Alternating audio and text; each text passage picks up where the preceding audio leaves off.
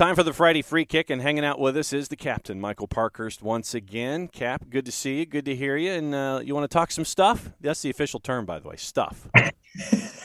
Love talking stuff with you, John. Yes, let's do it. All right, so let's get back into last week. We talked about what it's like to play in that U12 futsal pitch at Yankee Stadium, and Atlanta United comes out with a point, having to fight their way through it, giving up a goal early, coming back. Joseph gets the header to tie it, and then Dom Dwyer, when you're down 2-1, you give up something 90 seconds later-ish, and we can get into that idea too.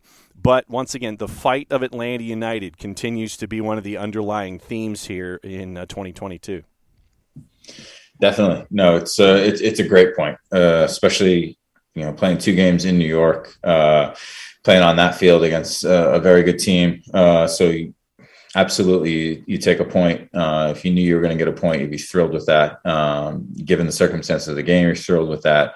It's a really good fight from the team. Come back twice from a goal down in a place that's tough to play. So real kudos to this team for believing in themselves that they can get it done. And for Dom, again, coming through clutch late. I mean, shoot, he's been really good for us.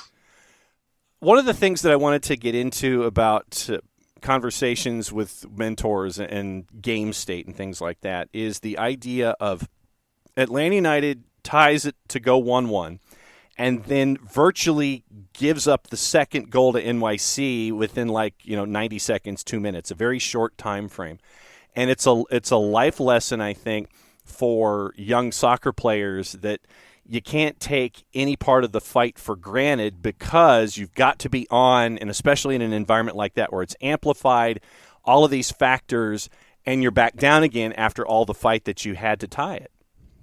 Absolutely. I mean, growing up, it was like, especially in college, the focus was always the first few minutes of each half and the first few minutes after each goal, whether a goal for or a goal against. Like, those were moments that required some extra focus, some extra attention to make sure that you are on and alert, because those are moments that, one, it's tough to give up goals mentally, because you never want to start a game or start a half where like, dejected, or in this case, like Atlanta United, you do so much work to get that tying goal, right?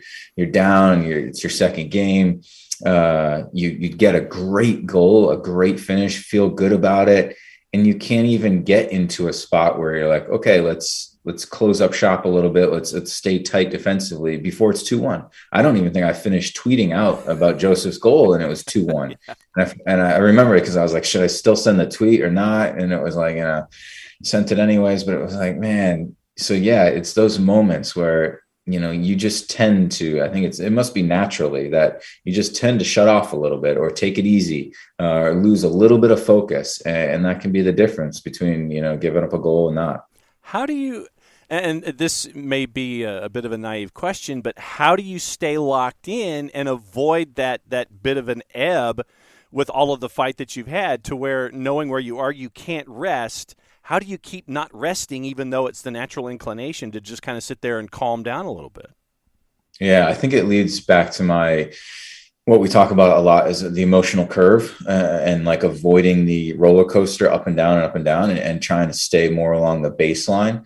And so when you score a goal, right, you get excited about it, but you don't get up on the roller coaster up here. You try and find that middle ground between the baseline and that jubilation, right? So that it'll help keep that focus and not think that, take things for granted, or we're way up here, or, oh, we're going to get a second one. I think that those little things can help you stay focused and realize, like, okay, that threat is still there. I still need to be alert. We still need to be attentive. We need to lock in right now to make sure that we don't give up this lead real quick. And it happens a lot in sports. So it's not an easy thing to do. And, the other team is upset. They give up a goal. They want to get it back right away because they want to regain their lead. So when you combine those two things, it can lead to goals quickly. But that's probably more of a mental thing than a physical thing. How long did it take you to stay as even-keeled as possible in moments like that, or was it something that you still fought as a pro? I think you still fight it. I learned it in high school, and so I think I've been pretty good at it. It was one of my strengths as a professional. I think it helped me. But then, you get around certain players, particularly South Americans, I think are very emotional. And sometimes that emotion is really good, right? You don't want to play the game emotionless. Like that's not healthy. And that's not bringing out your best qualities usually, right? You want to have emotions, right? But you can't always think that every goal against is dooming and every goal for is amazing and every win means you're going to win the championship and every loss is like, holy smokes, we got to completely start over, right? The game is a long 90 minutes. The season is a long 30 some odd games, right? So, you have to take it for what it is. And that's good things are going to happen. Bad things are going to happen. Right. But the more you can stay within that baseline, typically the more success long-term and consistently you will have. And I know that a lot of folks will sit there and they look at the standings right now. And Atlanta United still out of the playoff picture. They're below the playoff line. But to your point, you still have half a season to fight here. And, it goes back to the point that we've been making here in this early part of the conversation. You're at the halfway point, and you still with now – well, it's 17 players that have had injuries, and Mo is now injured again for another 4 or 6 weeks. But with all the stuff going on around them, the focus is still there, and you're only halfway through the season, and you have a good week, and you're right there in the playoff hunt. Definitely. I mean, it was a long first half of the season, right? I mean, there's a lot going on in Atlanta, in and out of the lineup, results and good results and poor results and crazy things. So sorry, go ahead. No, I was agreeing with you. Yeah, there's a lot of crazy stuff going on in this first half. Yeah. So, I mean, to still be in the opportunity to make a playoff spot, right? That's what you want to have. You want to have the opportunity. And yeah, could we be a little higher? Of course, right? Could we be a lot lower? Definitely.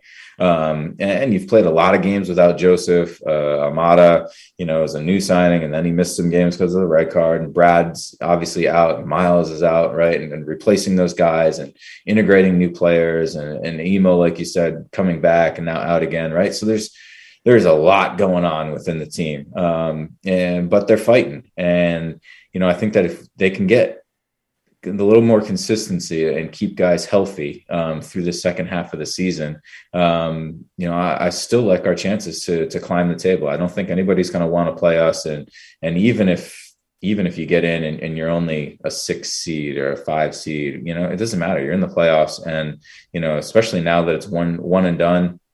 Right. You just have to win one game and move on. Nobody would want to play Atlanta United. Have you ever seen a first half of a season for any club across the board for you in your career that has matched what Atlanta United has had to go through in their first half of the season this year? No. 3 Achilles. That's insane. And not only that, but two of them to, 2 big key players, Joseph in and out with the knee. It's been crazy. I had to put that question to the floor with you, with your ties and with the history that you have in a bunch of different places and levels. A couple of other player moves this week for Atlanta United. Now I kind of wanted to get your gauge on it and what it means to playing in general. First one was Tyler Wolff. And Tyler Wolff is going to be loaned out to a Belgian club for the 22-23 season. I guess let's just take it one at a time, where Tyler is a young player who needs an opportunity.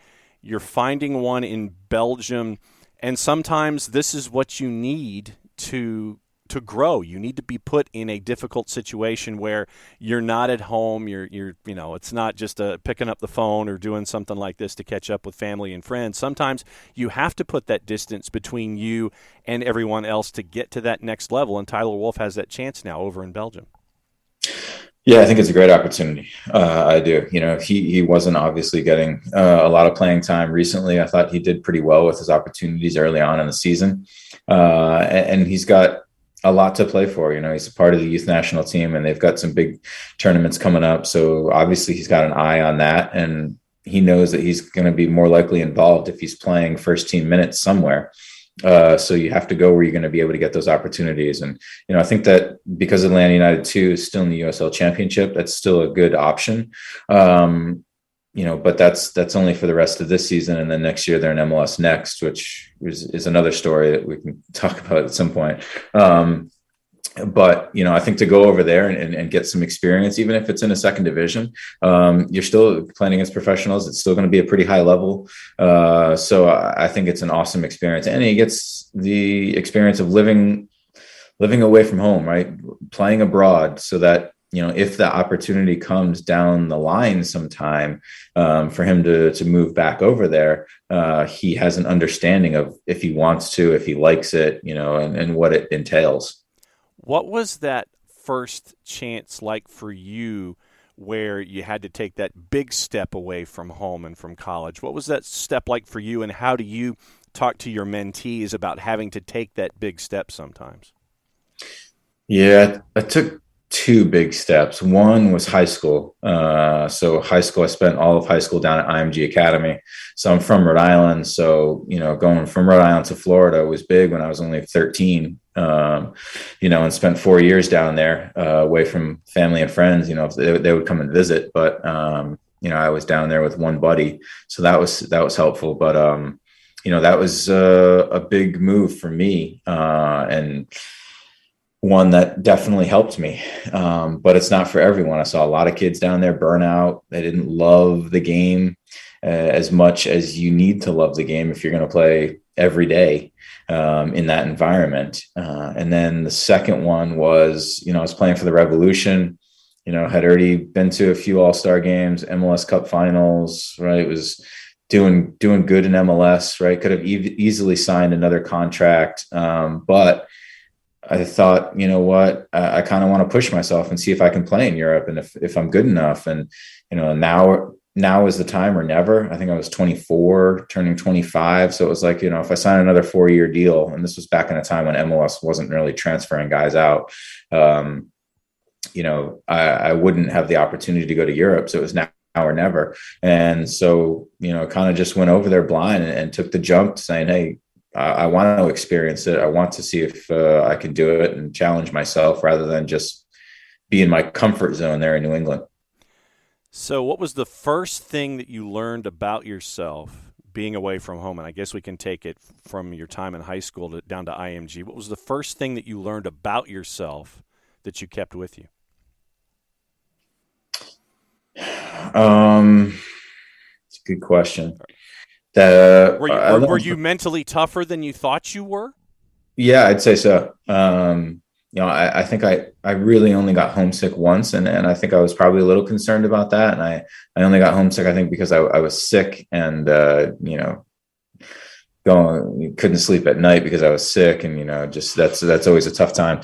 But other than that, I really didn't too much get homesick, and that's because I think I was just around guys and bonded quickly with other guys and enjoyed my time and loved playing soccer. So I think I realized, like, I did love the game, and my love for the game was allowing me to be okay being away from home. And also just adapting to different situations and knowing, like, okay, yeah, I'm not going to have home cooked meals, and I'm not going to love every meal, right? But how do you make the most of it? How do you find something that you do like to eat? Or, you're not going to love every roommate, right? But how do you deal with guys and, attach to the ones that you do like, and those types of things that most people don't experience until college or beyond, that, I was able to experience at a younger age and learn how to adapt and thrive and figure things out on and off the field. Michael Parkhurst hanging out with us for the Friday Free Kick at MF Parkhurst on the Twitters, and also on the Bird app at BG Mentoring, Beyond Goals Mentoring. Great to have Cap on with us and Greg Garza on the alternating bases. So we mentioned that point. The other point that came up with Atlanta United this week was retirement. Bobby Shuttleworth retires. Tremendous career in Major League Soccer between the sticks.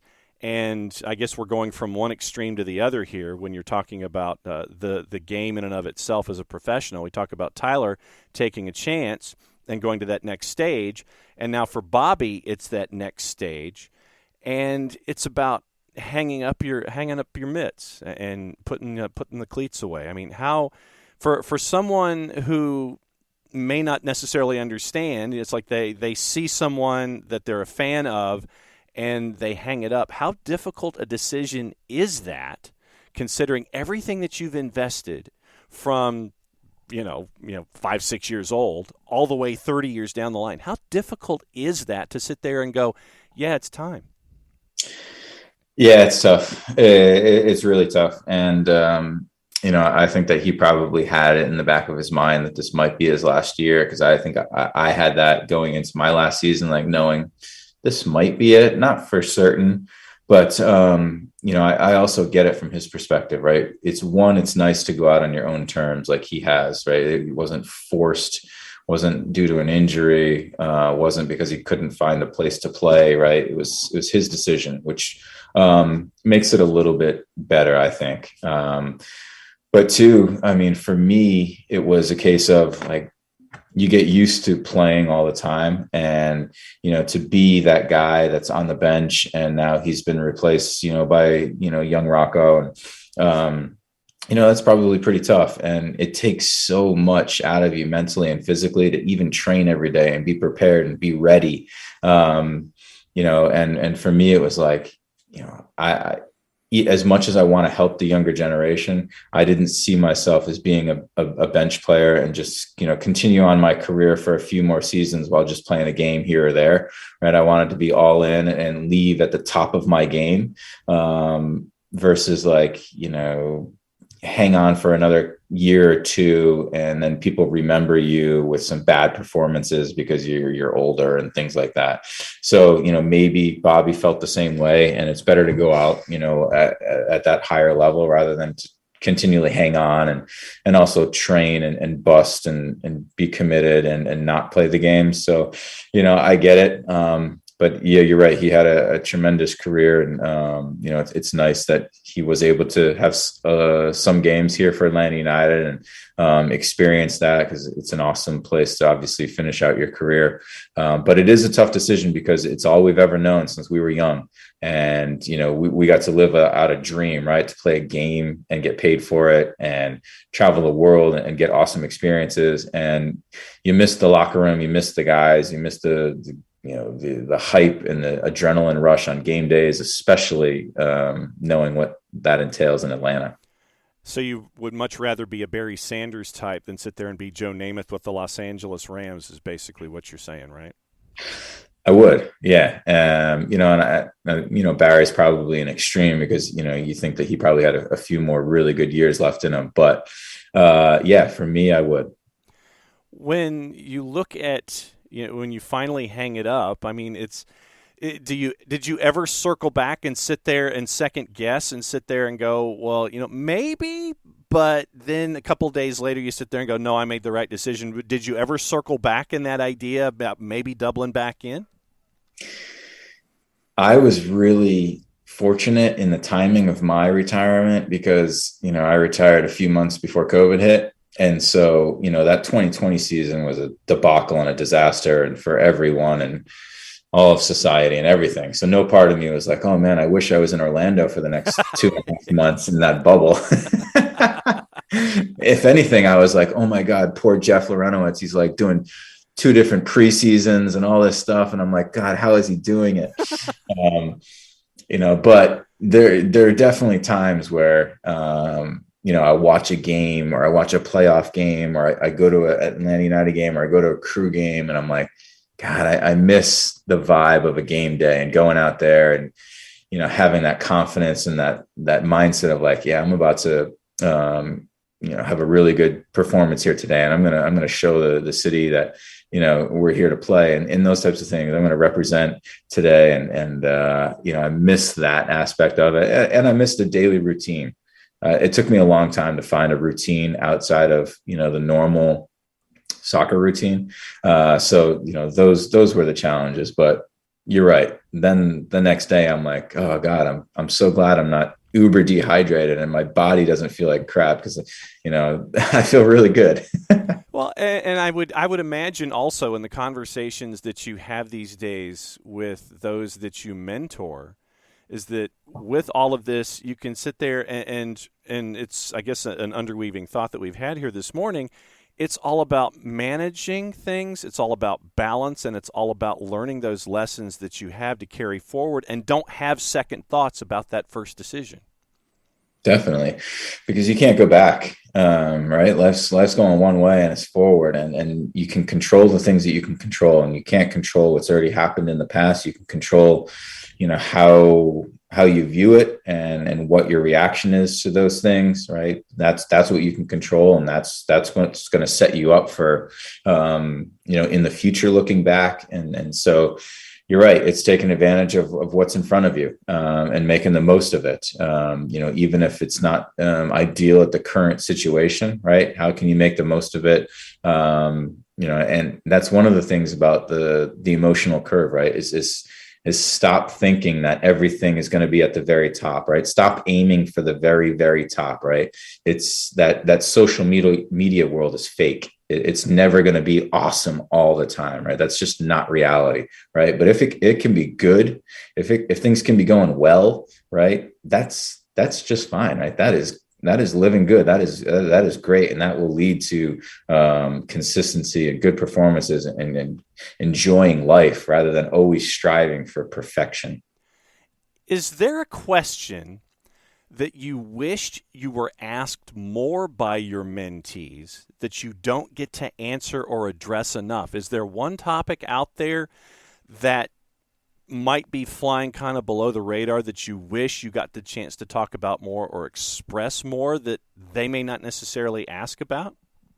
It's a really good question. Because I would imagine that, yeah, all of the things that you and Greg get to talk to us about with your mentees on a weekly basis, that's stuff that it's, if you guys are writing the book, and I imagine that one day you will write the book on this stuff with Greg, and it will be the Beyond Goals book about mentoring. But I would imagine that there are some topics that, when we're all in a room and we're talking to high school kids or college kids, and I always tell those kids that want to know about what life is like in the media that no question is ever a bad question to ask, because someone has asked it before you, and don't worry about that idea. Ask the question. It's cool to ask it. Is there a question that you don't think has been addressed enough that you'd like for them to stand up and raise their hand and go, yeah, I want to know more about X, Y, or Z? What topic on the table really is so below the radar that needs to be higher up in the plan? Yeah, it's a really good question. I'd have to think about it a little bit, but Okay. just off the top of my head, I agree. I love it when kids are engaged and asking questions and willing and wanting to learn, right? Because so many times young people in general, they don't even have to be athletes, right? Just think of, the older generation as like has-beens and what do you know and things like that. But they don't realize that, even though things are a little bit different with every new generation, right? We've gone through some of the things that they will be going through or are going through, and can give our perspective of what helped and what didn't. And they can take it or leave it, and it might apply and it might not, right? But these experiences lean to gaining knowledge, and we just want to pass that knowledge on and be helpful, right? And that's one thing I've learned is like to ask questions, especially now that I'm out of my comfort zone, out of soccer, right? And in a different world in some respects, right? Asking questions, people are more than willing to talk about what's helped them and what hasn't helped them, because for the most part, people want to help each other, especially if they're teammates or mentors or anything like that. So I would absolutely encourage people to ask questions. But maybe I'm trying to think. One thing that we don't talk about a ton, which can be difficult, is like dealing with teammates and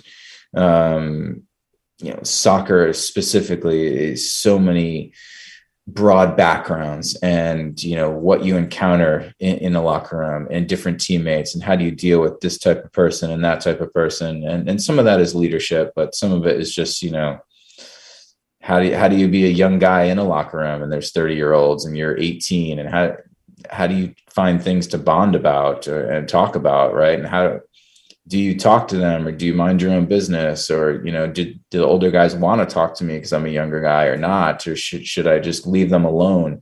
The little things like that, maybe that I can give perspective on. Okay, all right. So now that your thinking cap is on for this particular question, now that we have the teammate thought out there, if there's anything else that pops into your head next time you come on, you can ask that question. Weekend preview time before we go. And once again, at BG Mentoring on Twitter, at MF Parkhurst on Twitter, Beyond Goals Mentoring on the World Wide Web. Austin seems to have joined the curve. They've really jumped the curb here and really improved in this second season under Josh. 6 wins. They have more wins on the road than they do at home right now. Wow. And they frustrate you. I mean, when you have guys like Fagundes and Maxi Arruti and Driussi that are a part of this offensive juggernaut, you're down 2-0 to Colorado, then you come storming back and put a number up there. Put up big numbers early, knocking off Inter Miami and Cincinnati, putting up, I want to say, 5-5, 10 in their first 2.